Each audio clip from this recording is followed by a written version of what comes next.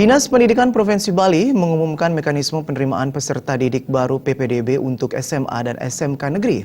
Bahkan untuk tahun 2017 ini, Disdik menawarkan ada 4 jalur yang bisa ditempuh para siswa lulusan SMP MTS untuk bisa masuk ke jalur SMA dan SMK negeri.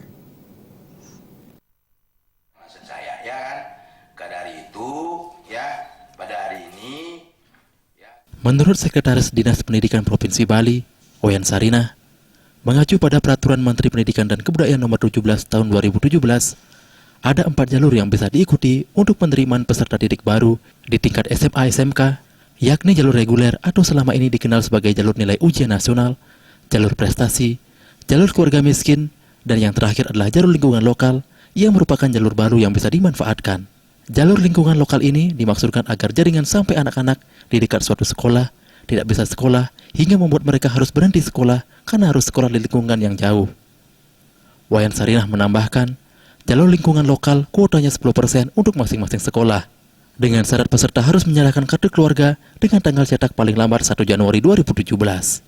Artinya KK yang berlaku setelah tanggal itu tidak berlaku. Wilayahnya pun hanya dalam 1 kecamatan. PPDB tahun ini juga telah ditetapkan jumlah minimum anak dalam setiap kelas untuk SMA minimal 20 dan maksimal 36 anak per kelas, serta untuk SMK minimal 15 dan maksimal 36 orang. Semua SMA, SMK negeri kita menerapkan sistem online. Artinya dari proses pendaftaran sampai pengumuman kita lakukan dengan mekanisme online. Nah, dari mekanisme itu, dari zonasi yang kita tetapkan itu berdasarkan kabupaten kota yang besarannya adalah minimal 95%. Yang artinya apa? Peserta didik yang akan melanjutkan ke SMA, SMK di Provinsi Bali kita menerapkan zona kabupaten.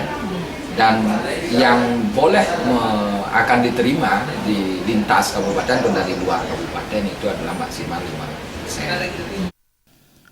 Dalam kesempatan tersebut, Disdik juga menghimbau agar sekolah penerima bantuan operasional sekolah atau BOS tidak melakukan pungutan lagi karena akan dikenakan sanksi.